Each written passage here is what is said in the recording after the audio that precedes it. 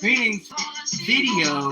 I needed video recordings of it, and my freaking phone, my actual phone, is it's too full. I got too much stuff on my phone, despite the fact that I'm constantly live, and so y'all can see a little bit of the wand making process. So I know it's late, but I really needed the motivation. This weekend was kind of rough, and so I got up this morning. First thing I said, I wasn't doing any driftwood to start your wand, and so I have to prep it. And so what I mean by prepping it is I have this little handsaw, and it had a bunch of little nubs on it, a bunch. I've already sawed like 4 or 5 of them down, so I'm sawing those down to smooth it out. There's a couple more left, right, like that one there. But there was a bunch of them, right, that I had to saw down. Feel me? And then I can start doing some other things to it that I'm going to do. I have some ID available on my Etsy store, which is DaughterOfTheFates, just like my channel, DaughterOfTheFates. And I don't like to put my hands on anything to make it, because everything is a meditation. Everything that I make, every single solitary piece.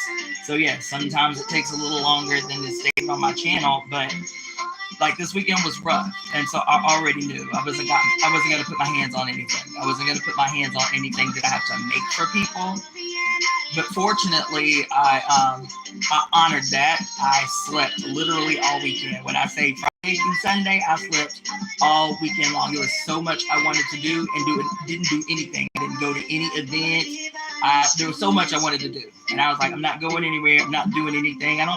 Like my head wanted to go, but my body was like, nah, I don't want to do nothing.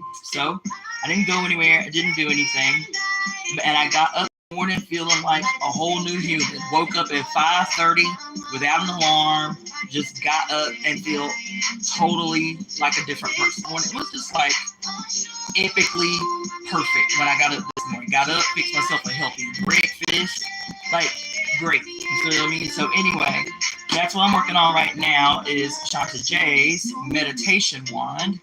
And so I have about, I'm not even going front. I have about, I keep all my wood out on my balcony. I have about, I don't know, maybe about 120 pieces of driftwood that I've collected over the years. Like literally, it's probably more than that. I'm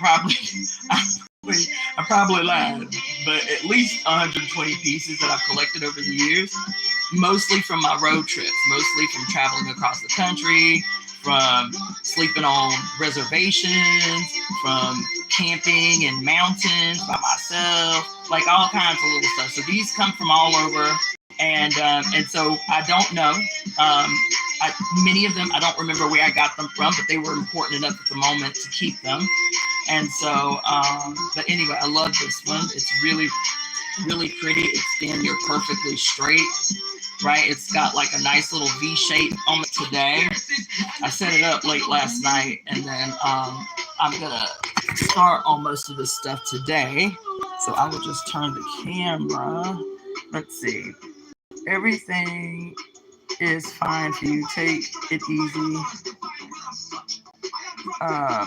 Let's see, save our trees. Here is a card I pulled for you in the collective. I don't see anything. Greetings, everyone. Greetings, everybody. Great. Okay, so I'm gonna turn the camera around. Don't be judging my place, okay? Oh, see, I don't know if most of y'all are relatively new here, so I'll show you too. See, hey, Constance Boo. So you see like this little thing that's over my head? So I remember exactly where I got this piece of wood because I found it on, let's see, this 3 years ago, it was 4 years ago. 4 years ago for my birthday, my homegirl, my car was not working, like it was really bad. And so my homegirl was going out of town, so she let me have her car for the weekend for like 3 days. So I decided to take myself camping at this place called called it's called Alabama Hills and Mount Whitney. It's about 3 hours northeast of here, like going towards Death Valley. And I love it so much. As a matter of fact, it was the first place that I visited when I first got to California. When I first got to California, I was like every weekend, literally, because I wasn't working. Every weekend, I would point to a place on the California map and say, "Ooh, that sounds like an awesome place to go. I'm gonna go there." And so this was the first place that I went, was Alabama Hills. And so I've tried to go at least every other year since I've been here because it's so amazing. So 4 years ago, I went for my birthday by myself, and as I was leaving Whitney Portal, I was right on the side of the road on the top of the mountain. I found this massive piece of driftwood. It looked like a snake from the side of my eye. It looked like a dead snake because it was covered in mud. And I was like, oh my God, is that a snake? And I got out of the car and realized that it was just a really like beautiful piece of driftwood from the mountain, like mountain rain or something like that, that had been covered in mud. So I took it home. It was a massive, I didn't know what I was going to do because it was huge, trying to fit in this girl's car. And so I brought it home, cleaned it up. I didn't have to do anything to it. Like the prepping that I'm doing for her stick, I didn't have to do anything. It looks exactly how it did when I picked it up off the side of the road. And 2 years ago, and so I had it for 4 years, right? 2 years ago, I went home. I went home because my mom got sick. And I was going home for a significant period of time. Her sickness was pretty serious. And so I stopped in Florida to pick up some things out of my storage unit. So I'm going through these boxes out of my storage unit. These little butterflies, right, that are all on there. Let me tell y'all something. Everything, I keep everything because I don't know at the moment why it's important or when I'm going to use it or what I'm going to use it for, but I'm going to use it. These butterflies, I had been holding on to, and I had them in a box tucked away, so I didn't even remember them. I'd been holding on to these butterflies since my daughter was maybe in the 5th grade, y'all. I found these butterflies at a copy center in St. Petersburg, Florida. They were a promo. And so this promo for this new kind of laser print they had a stack of paper that it was just a white piece of paper with a giant butterfly on the bottom to show you how beautiful, you know what I'm saying, the printing process was, how clear it was, how beautiful it was. I was like, damn, them butterflies are gorgeous. Me and my baby are both obsessed with butterflies. So I was like, bump that. So I took a whole giant stack. of the butterfly paper promos, went home, cut them all out. So that's them up close, like really, really pretty, right? Cut them out. Took them to the local copy center and had them laminated. So what I did was cut them out, and then I turned them over and just took a regular marker and colored them, colored them as best I could with the color that closely matched the front, right? And then had them laminated on big, like the biggest lamination, which I think was like 11 by 24, something like, I don't know. It was huge, right? So I had them all laminated. This was a bunch of them. I still got a whole stack of these things left. So I go home 2 years ago and go through my storage unit that's been my storage unit for 10 years. I've been paying for the storage unit for 10 years. Going through the boxes one day, and I'm like, oh my God, I forgot about these butterflies. My intention when I got them, when my daughter was 5, and my daughter is 30 today, okay? My daughter is 30. So I had no, she wasn't 5. She was in the 5th grade.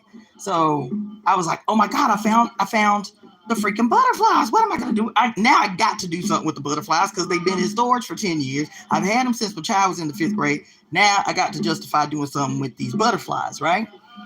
So I came up with a ritual. Do you understand? To everybody else, it just looks like art. This was a ritual, okay? So under a new moon, as a matter of fact, it was in June 2 years ago. And as a matter of fact, it was the summer solstice 2 years ago. I said, okay, I'm not doing anything today until I make my peace with these these butterflies that have been sitting in storage for all these years. So the ritual that I came up with was to do what I intended for the butterflies when my child was in the 5th grade. I wanted to make like a like the little baby carousels, like when a baby is in the crib and it's got the little turnaround carousels. I wanted to do a huge one for my daughter's bedroom where it was like hanging over the light and the little butterflies was coming down over her bedroom light. Well, of course, that didn't happen. So I was like, bump it. I'm going to still use it for what I intended to use it for and just make it a ceremony. So after I found all of these laminated butterflies that I've been holding on to, have my daughter tell it, hoarding for all them years. For what's that? Morgan was in the 5th grade. So she might have been 10, I think. So, shit. So 20 years, 18 years, I've been holding on, quote, hoarding. My daughter calls me a hoarder, hoarding these butterflies. And so I took the piece of driftwood that I found on my birthday 2 years prior. And then I got these cute little, I forget what y'all call them, the little angel lights, the little very small, I don't even know if the battery's still working in this thing. Yeah, nah, the battery's out on this thing, but like wrapped it with those little very small, like teeny tiny Christmas light things, right? I wrapped it in that. I went and got picture hangers, like these little screws in them are for like big pictures that you want to hang or something. So I got those, and then I got hooks from Lowe's, the big hooks that like if you want to, that you do from the ceiling. That's how they hang from the ceiling. Like if you have the chain lights, I got the chains for the big light fixtures, the big heavy light fixtures. I got those from Lowe's. I got the hooks from Lowe's, and then this here, these pretty little blue crystals and the big fat cowrie shells. The crystals, child, came from a what do you call it? Rosaries. These crystals were a part of a long ass rosary chain, like rosary necklace that I found at a Goodwill. And because it was broken, they sold it to me for like $2, but it was like a long ass rosary chain full of these little pretty blue crystals wrapped just like they were. This is exactly how they were wrapped. I just separated them so I could put them. My cats then tore most of them down, but so I could, right. Let's see. So yeah, so I just took them off as they were, 3 each, so that I could hang them from my little project. And then the cowrie shells are just stuff that I've already had from a jewelry making process, right? And the prayer was, or the ritual was, the reason I call it a ritual instead of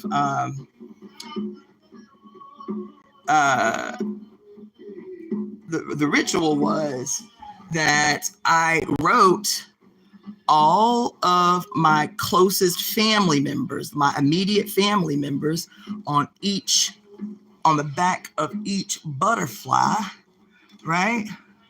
So my mom, my sister, my daughter, and my grandchildren. So me, my mother, my daughter, my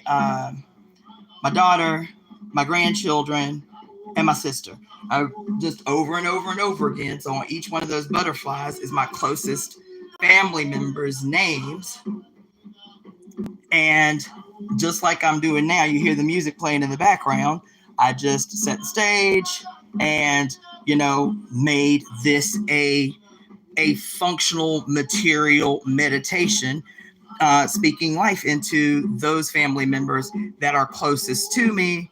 And then I have to change the battery, but that actually lights up. So at night, you'll see this pretty beautiful lit driftwood and the living prayers that are my family members on my butterflies. So anyway, thank you, Pebbles Love, and Cards and Keys.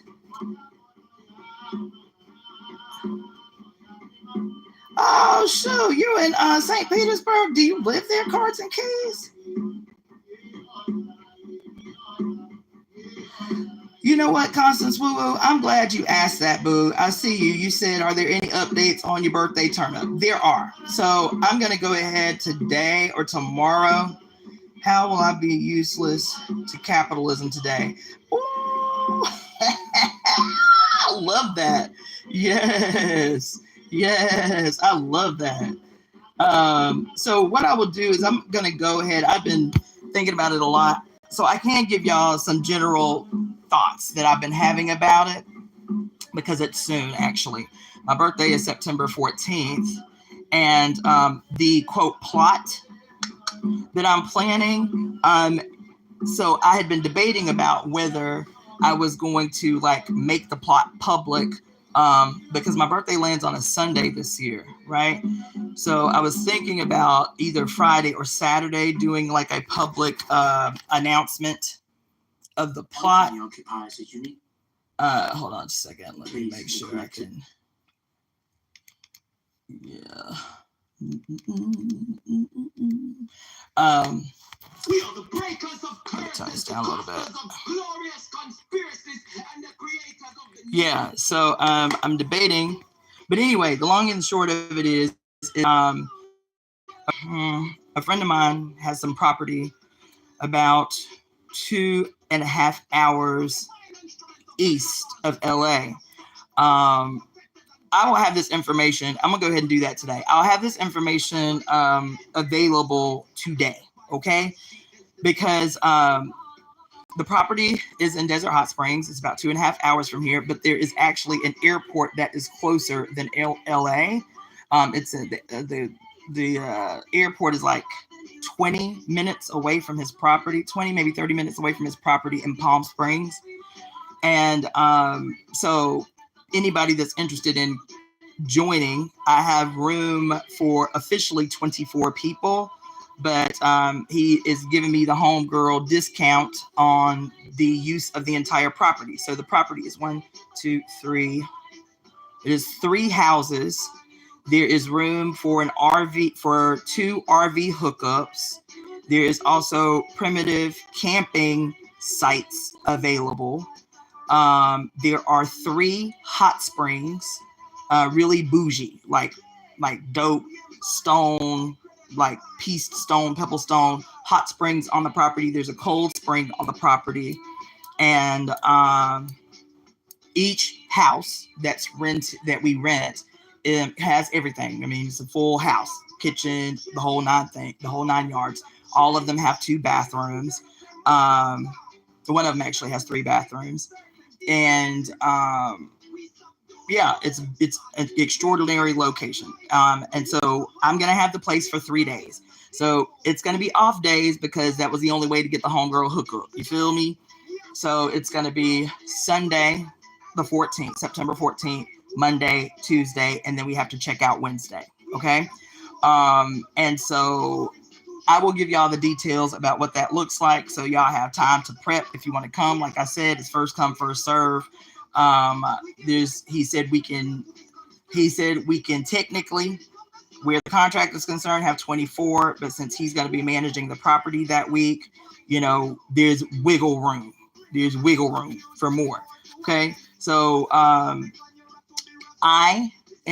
want to party. Okay, I'm gonna be 50. Okay, so I want to party. So I told a homegirl about it. She was like, "Oh my gosh, we can do ceremony." I was like, "No, we can't, unless the ceremony is the turn up. No, we can't." Because she's like, "Ooh, you know, maybe we can do ayahuasca." I said, "No, we can't. No, we can't." Now, if everybody want to do like some mellow stuff, like some mushrooms, cool, but none of that deep, intense, meditative, none of that. As deep as it's gonna get is us sitting in hot springs, getting our chill on. You feel me? And that's it. So thank you for asking about that. So it's been on my mind, but yes, we are going to do that. And so I will have the details and I will email that out.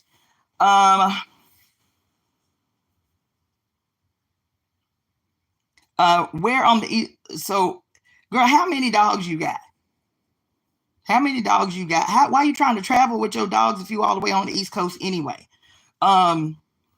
So email me, Constance Woo Woo, because those kind of like what you call them, logistical details. I do have information on that. I have done one event there where one of the attendees brought her dogs, but they were very small dogs. The property owner has dogs on the property because they're like, the dogs on the property are like security. I mean, the thing is all the way out in the middle of Desert Hot Springs. And so he, oh, I see.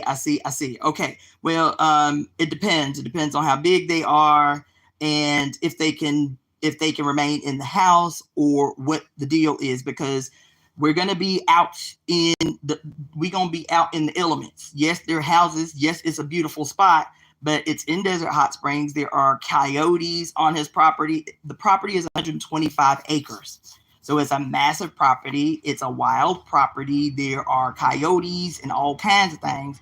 So if you have a way, like the sister who came for the what was it? It was a spring equinox ceremony that we did when I buried the women out in the desert. She had small dogs so they could stay inside, because his dogs are big dogs. They are, pretty much wild dogs. They outside all the time, surveying the terrain for coyotes.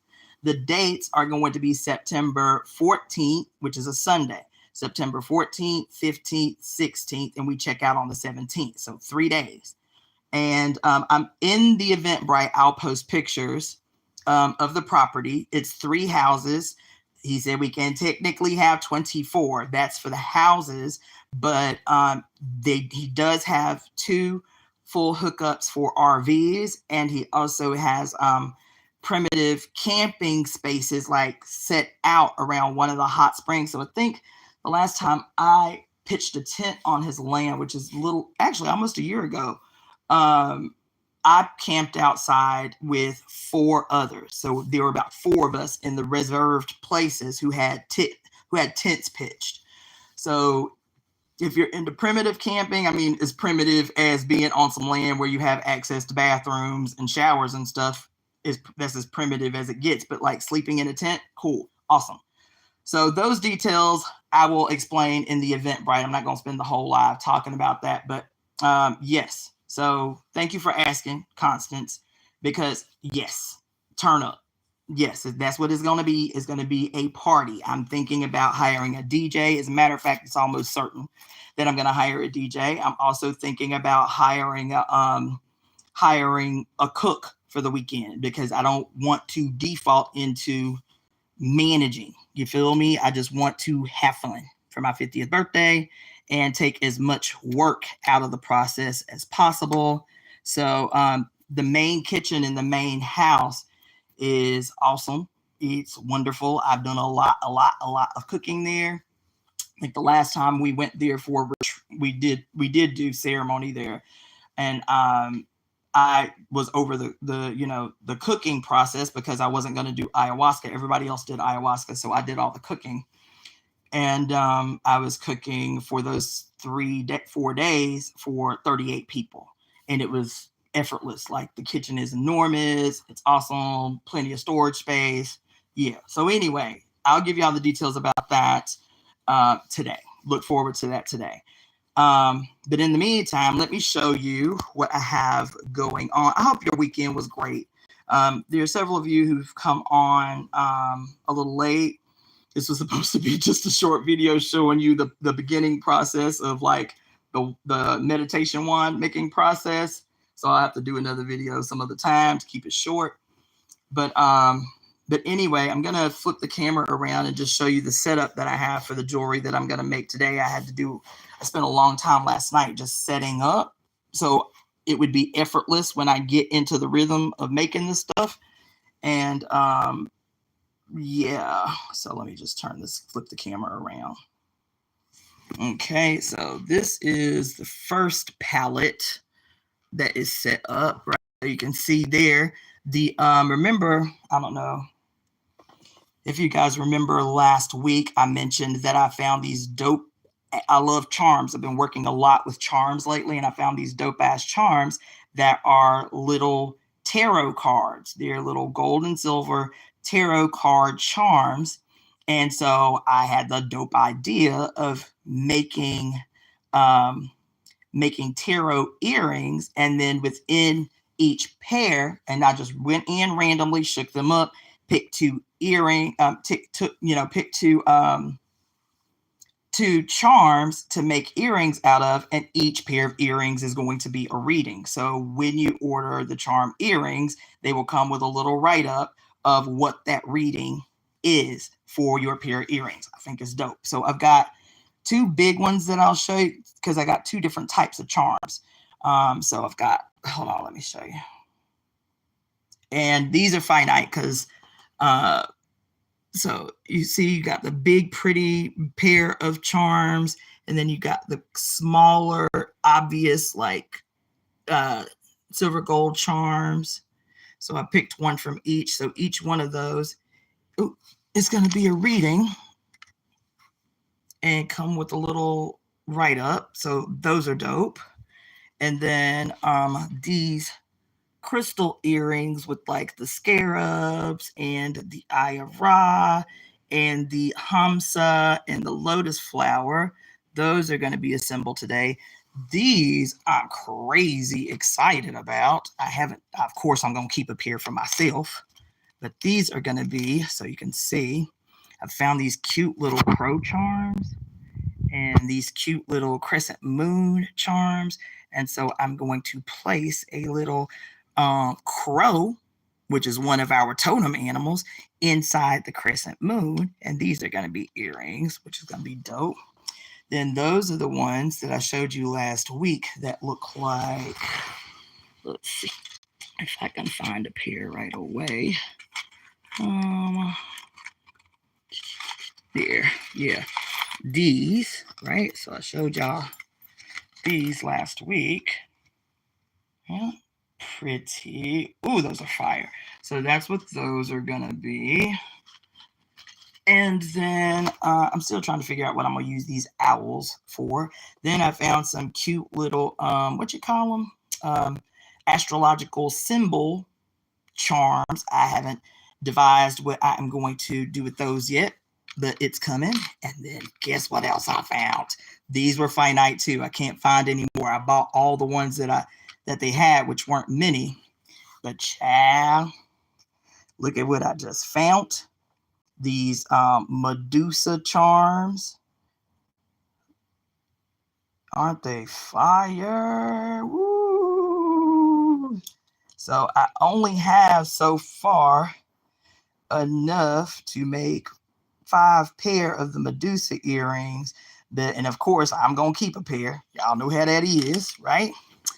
Then on the lower mat here, I've got some kind of bronze crescent moons, and I'm going to put those bronze pentagrams in there. Probably throw some like colored gem in between those, but that's going to be fire. Then these little baby swords here are obviously going to be for like my mismatched goddess earrings. So these little baby swords will probably be one earring and then something really beautiful, big, and dynamic on the other earring, right? But those are those bronze swords that I found for the goddess earrings. And then I've got the large serpent the serpent charms. So I made 1 pair of earrings so far with those large serpents. Where did I put those at?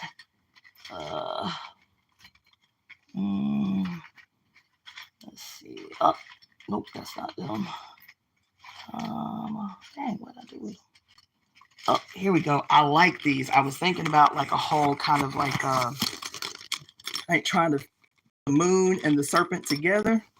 So that's what I came up with. Was those are mother of pearl. You can't really see the shimmer in them, but the big things that look like white moons, those are mother of pearl. And then I strung the serpents on the bottom. Those are fire. Those are fire. So, and then I have also I started working Saturday on the snakeskin talismans and the the scarab, the actual snake skin and the actual scarabs, like I told you that my cats brutalized. So the scarab charm, the scarab talismans, and the snakeskin talismans. That's on my workstation. I don't know if y'all can see it. That's my big workstation when I'm being disciplined and not sitting in front of the TV. So those are being assembled on another palette over there. I don't know if y'all can see that little, yeah, but that's that same thing there. So that's where I have to set up if I'm going to be using like resin and those kind of things, paint and resin and like the more messy stuff. So I have to go over there. This is the setup when I'm trying to be lazy, like watch TV, you know what I'm saying, or whatever. You feel me? Then I'm going to share one more thing with you guys. And then I'm gonna get back to work so I don't get too heavily distracted. So I told y'all I've been buying all these cool, like whenever I have, you know, a little change, feel me? These were so inexpensive. And I realized why. They looked like metal when I bought them. I think I paid $5 each for these. They're still fire, they're still heavy, but I think these are like pewter, honestly. They're heavy like metal, but they don't make the same kind of clank, like noise-wise, that metal makes. I was like, this don't look like metal, but it's heavy like metal. But, you know, I've been telling you, I've been buying like let me see if I can rig one really quick, and I'll turn back around. So I'll let y'all see. Whatever. Thank you for sharing your workspace home inspiration. I have a small space and trying to figure out how to work in it, looking for an affordable studio. Let me tell you, this is what you see is it is an optical illusion. It really, really is. You feel me? Like, it's an optical illusion. This place, I'm only showing you the you feel me? So it looks nice, right? This thing here looked like a whole hurricane swept through it. You feel me? But for the sake of what we're doing, it's dope. Like, I love my little apartment, right? So that's my TV set up, right? That's like all my that little chest there is like extra supplies, like for my journal making process. So the fabric covered journals, most of the stuff in there is for my fabric covered journals. But look at my bookshelves though, y'all. Feel me? Look at my bookshelves. That's my pride and joy right there. That's my art tapestry. It is about 5 feet by 2.5 feet. I don't know if I told y'all the story of how that came to me. That over there in the corner on that small bookshelf is my Frida Kahlo shrine. And then those are the 2 sitars. That's my little calendar over there. That's my little space over there where y'all be seeing me with my little bookshelves and my little witchy stuff going on over there. And then let's see. This here where the little moon is and that little thing there on the wall and that little matching thing there on the wall, that but you can't see the whole thing there, but that little whole setup, that whole wall is my ancestor shrine. From the ceiling to the floor, that whole thing is my ancestor shrine. And then this chaos behind me is how I have my room, my dining room separated into my workspace. So that's just a bunch of random shelves that I found here and there. And then that's the setup that I have over there for my actual workspace. There's all kind of stuff stacked all the way up to the brim up under there. There's a lot. That's not the only thing. The workspace that I have is the spare bedroom, is where I was working, like taking clients. But I haven't had clients in my house in 3 months, maybe. Because I told you I'm really, really actively trying to transition out of like hands-on healing work. And I really want to focus, if I'm going to use my hands, on things that I want to create, like the artistic expression of myself. You feel me? So anyway, what was I going to show y'all? Oh, this thing. Let me see if I can put it on really quick so y'all can just look at the ceiling for a second. I'm only going to do like a hatchet job of trying to put it in so you can see, right? And then I'll show you the other one. Okay. So I have been really obsessing. So y'all can see that, right? I've been really obsessing over these like random hair bling. This is what it looks like when it's not in. Okay. And I loved it because it's got our little totem babies on it, right? It's got the two little ravens on it. Then it's got some other little symbols on it. I think this one is like a Nordic. I think that one is like Nordic. Then it's got the little eye, right? Some people call it the Eye of Providence. Some people call it the All-Seeing Eye, whatever you want. But anyway, this is what it looks like off. I don't know if y'all can see it, right? But that's what it looks like in. And I saw the advertisement, which was really dope. The girl had her hair in this pretty, white girl bun. Ugh, damn. Let me see if I can do that this way. And I'm constantly trying to find ways to rig my setup. Anyway, so she had two of them in her hair where they came out of her hair like crescent moons like that.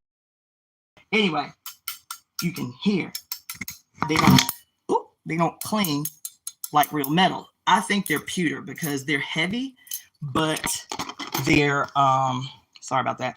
They're heavy, but they don't feel in your hands like metal and they don't sound like metal. I think they're pewter. Anyway, they're still hard, but the reason I'm saying that is because, I have been talking to you guys about even these. So the small swords I just showed you, I found some like cute bigger ones. They're still beads. They still got they're still charms. I don't know if y'all can see that. Let's see. Yeah. They're still charms. They still got like little holes in the end. But this one's much longer than the original shorts I showed you. So I was like, that's going to be fire as one half of some mismatch earrings that are like about the goddesses of war. You feel me? Right? So that's dope. But this one is actually metal. And I think I showed you. I don't know if I have it over here. My favorite, I don't have it in this purse. I switched purses. But my favorite piece, which is that Baphomet head bookmark thing that is long. It's like long, and it's metal. And I take it, when I go out. You feel me? Hopefully, y'all can see the hints in what I'm saying. These are really nice, and they're actually metal, and they're actually very, very pointy. You dig? Anyway, so that's why I've been obsessed with these hair pieces that are becoming popular again, because they're gorgeous. I got another set I want to show you that are fire, but they too, I can tell they're pewter. But look, that's fire. Isn't that fire? You know what I'm saying? So I can put my hair in two little knobs, like Princess Leia knobs, and like whoosh, put my little things in there. You feel me? But aren't they hard? Can y'all see those good? Ooh, that's hard. Let me put it against the black. That's hard. Ooh, that's so fine. Yeah. So some of them are metal. These, which are incredible, but these, and they're pointy, and they're sharp, and they're pretty sturdy, but I could tell they were not real metal. These you would have to be like a little bit more careful with if you were, using them in a way to self-guard, if you dig what I am saying. You feel me? They are pointy. They could do damage, but they are pewter, so they're not as sturdy and solid as actual metal. But if you're just using them for deco, cool. They are cute as all hell. So I got a pair of those. Right.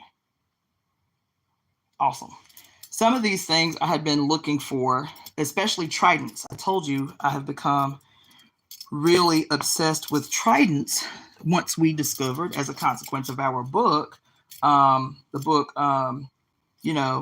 the Women's Dictionary of Symbols and Sacred Objects, how everything, every single solitary object, every single solitary symbol, every single solitary everything that exists has its origin, which makes perfect sense, has its origin in the domain of the mother, and it has subsequently been robbed from the mother and superimposed on some malignant thieving rendition of the male mother. You feel me?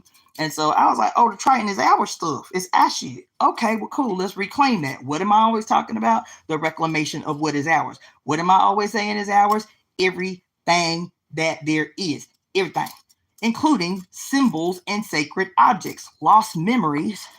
Why everything feels familiar, but the familiarity has been exploited to grant power to males who stole the symbols.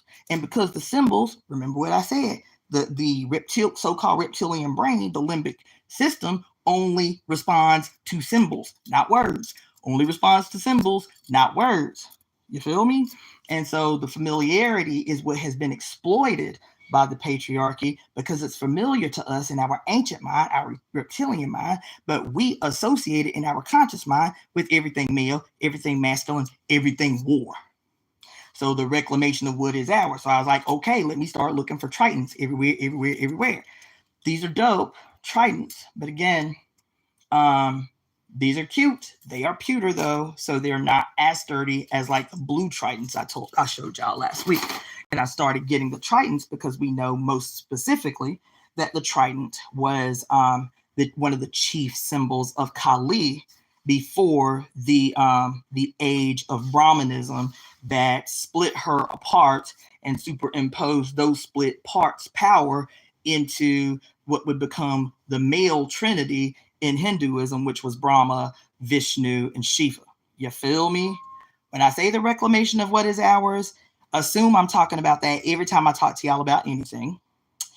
The reclamation of what is ours, assume I mean everything that is. Yes. Save our trees. It's a deep dive I went into, I don't know, maybe a month ago, but it's one that we have to revisit all the time, every day, all the time. I really, really believe that. I want to say one more thing. I forget who it was. Maybe Shanta J this morning, who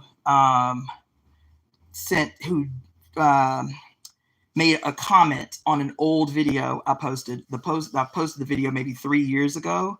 I've been getting that a lot lately. I really appreciate that too, because I don't frequently, if ever, go back to any of my old videos because I got so much in my brain that I'm trying to get out.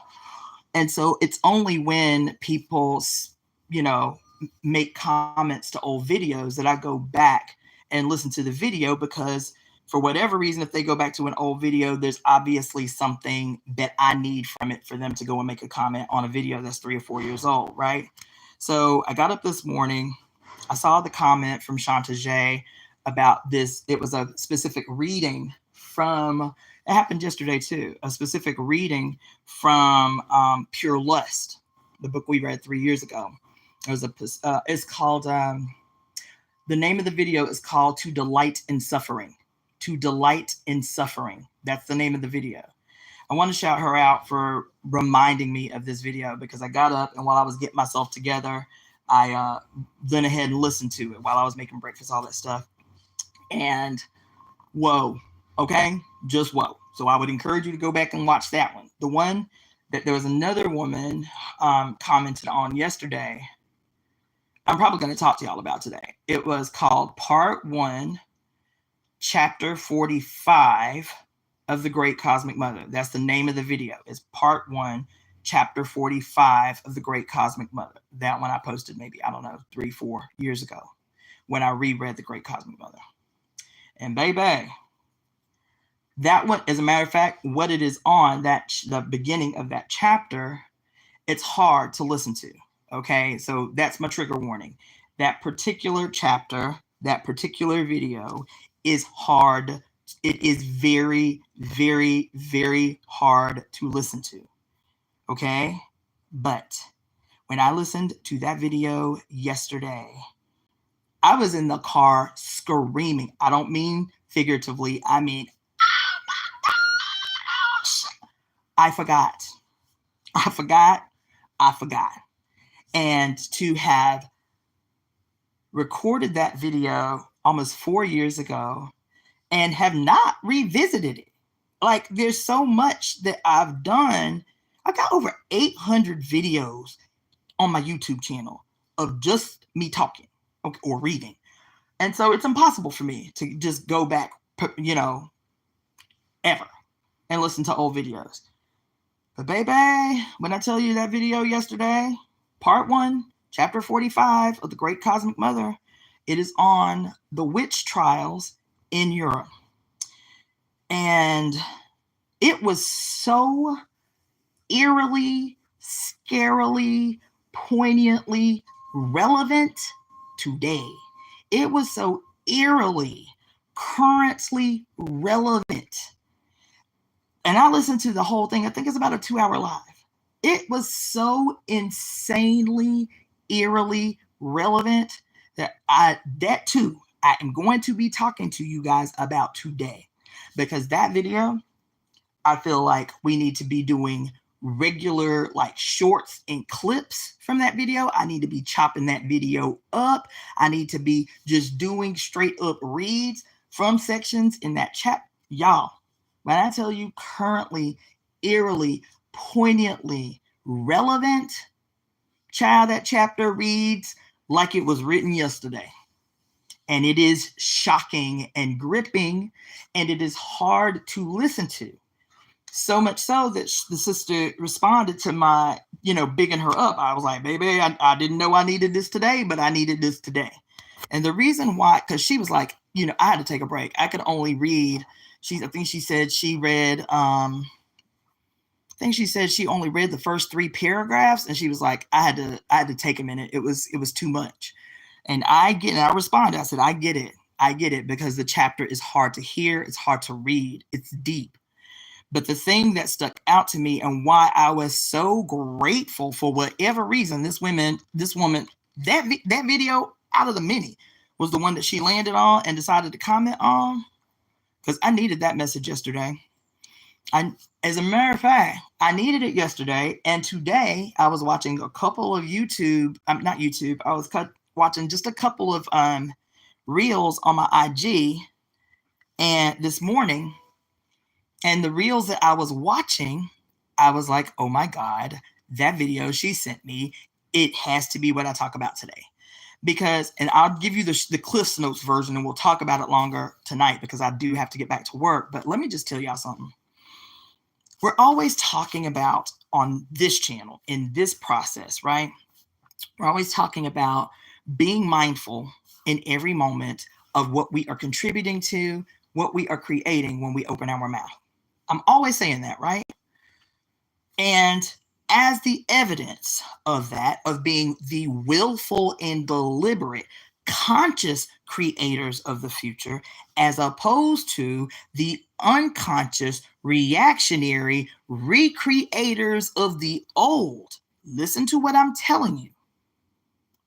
Are we being willful, conscious, deliberate creators of the new, or are we being unconscious, programmed, woeful, fearful, reactionary recreators of the old, recreators of that which we say we do not want to continue, but we are literally giving it life every time we breathe our breath to parrot what it says and what it is doing.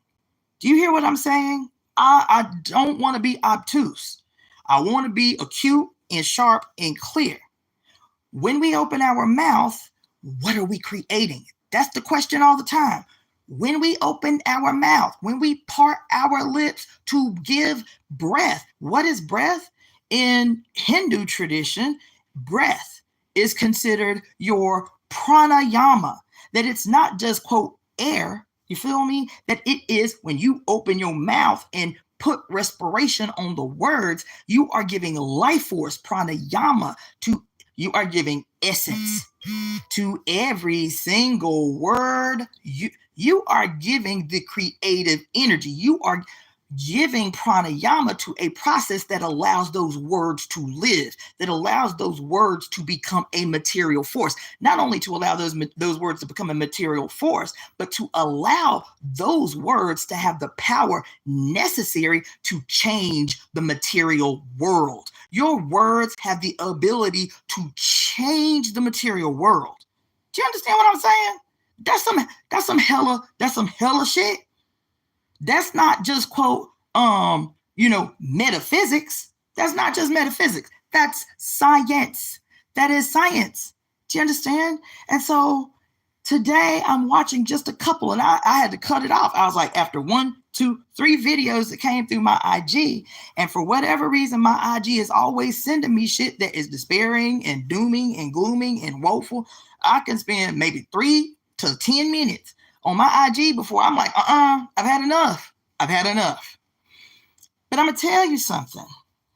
People have not yet accepted this idea, because every video that I saw today was some Black person in general and some Black woman in particular using her valuable essence, pranayama, chi, life force to give life to the very thing that she says she do not want to exist anymore.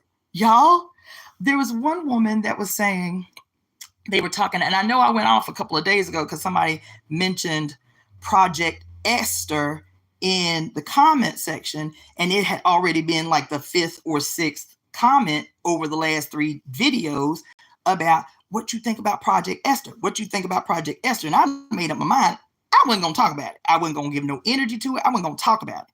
But given the fact that everything that I hear, particularly women, I don't think I've seen a video yet of a man talk about Project Esther, particularly women talking about Project Esther, you feel me?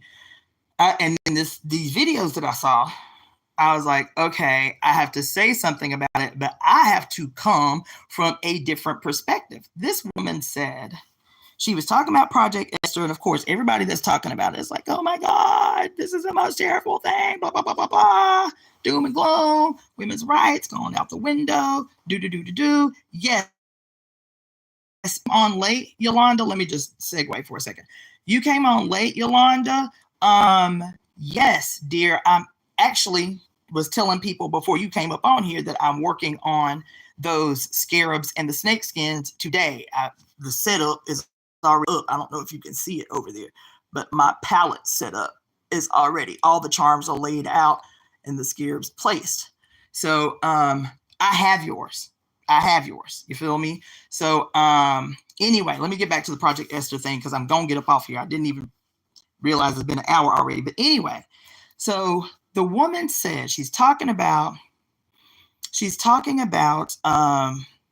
Project Esther, along with a myriad. There's no shortage of videos of women talking about Project Esther and, associating it with like the Handmaid's Tale and this and this and this and this. And oh my God, the world's coming to an end.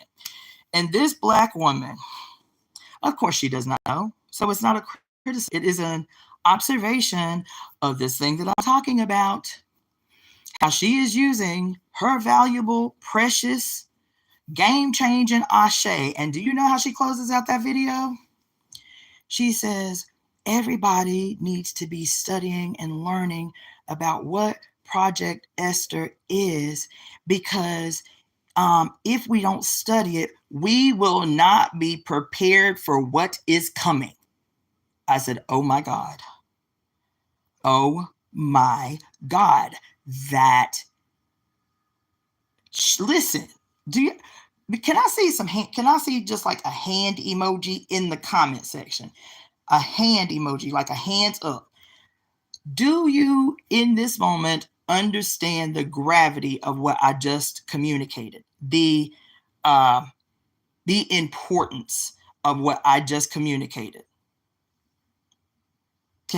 Let me see in the comment section. Hands up. Okay, cool. Thank you, Persis. Everybody else, I need to know that everybody understands what I'm communicating, because I'm always trying to be clear. You feel me? Yes. Thank you, Yolanda. Yes. Thank you, Poise and Polish. Yes. Sage Page. Okay, good. Not only, I like what you said, Yolanda. You said, yes, she accepted whatever Project Esther is, right? Who else? Yes. Okay, yes.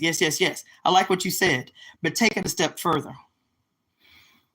She not only has accepted it, you guys, she has already used her ashe, her pranayama, her chi, her essence, her life force to ensure it's so.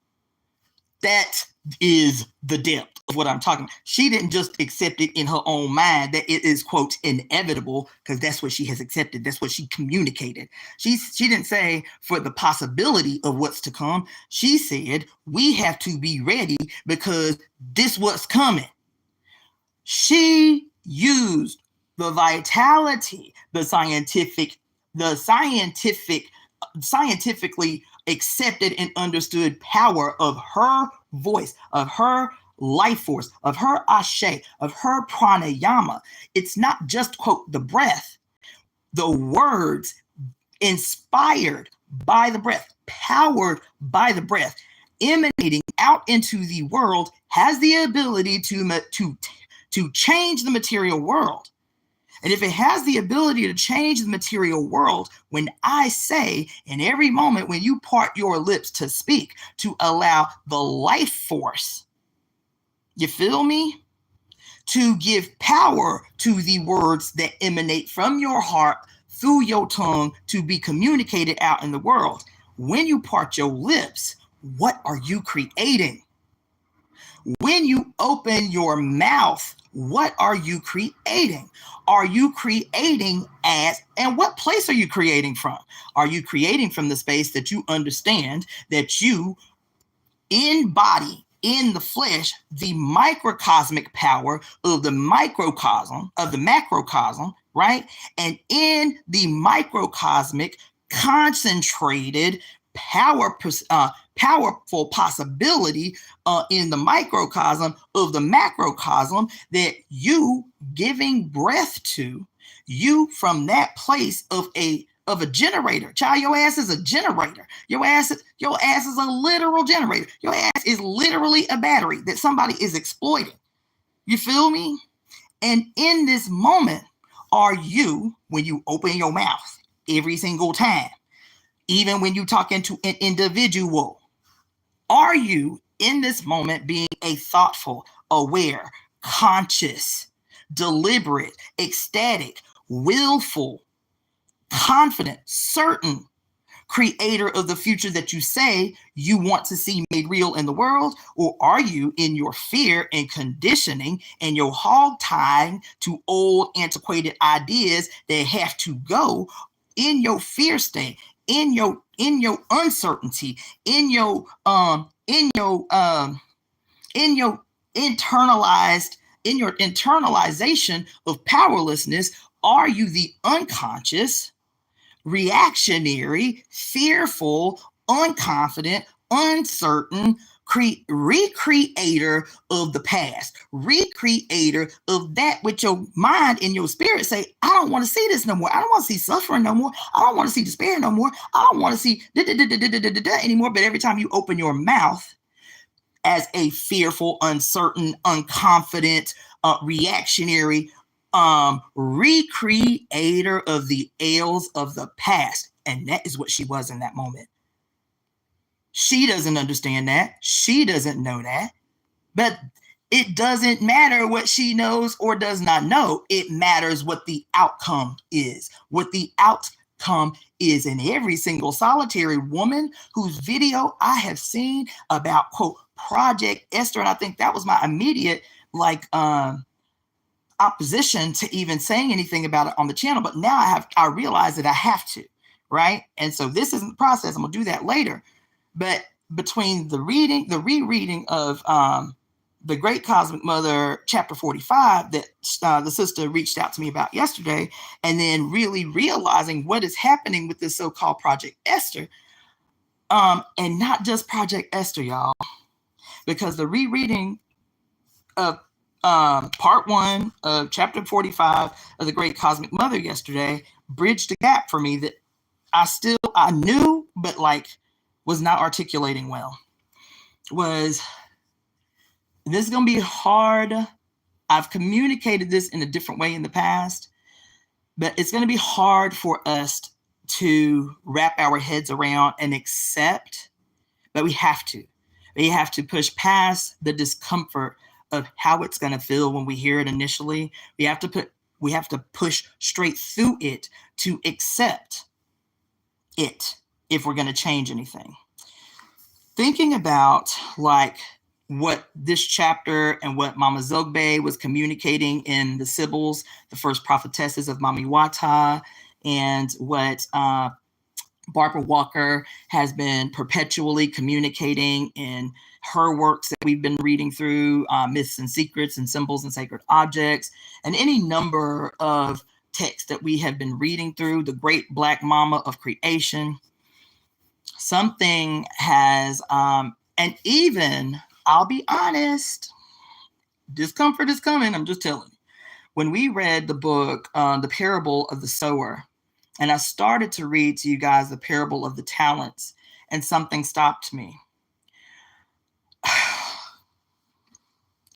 I love Octavia Butler. And I love so many Black female authors of that period, especially those that are like the pioneers of Afrofuturism, of what we know as Afrofuturism. But what has become clear to me in the reading and like piecing together of these books, right, is that because I've had this question asked of me a lot over the last maybe month, maybe a little bit more than a month, because things seem to be getting increasingly worse. And so people are asking like, you know, what are we supposed to be learning from this moment? Like, why would God, if God is a mother, you know, if we can accept that, you know, that God, as we know, is the mother, then what's the message in this? Like, why would she be allowing this to happen? You know, like, is there something we're supposed to be learning from this moment? You feel me? And I want to encourage you, child. I want to encourage you that you are still holding on. When you ask a question like that, this is going to be rough. When you ask a question like that, you are still holding on to a mythology imposed on you to accept the white father God, right, as the supreme all being, and that his requirement, his chief requirement is suffering. His chief requirement is suffering. You understand? And so you adopt philosophies or create philosophies that inherently make divine, give divinity to suffering. And so you as the sufferer, you as the one imposing suffering, both feel divine in your role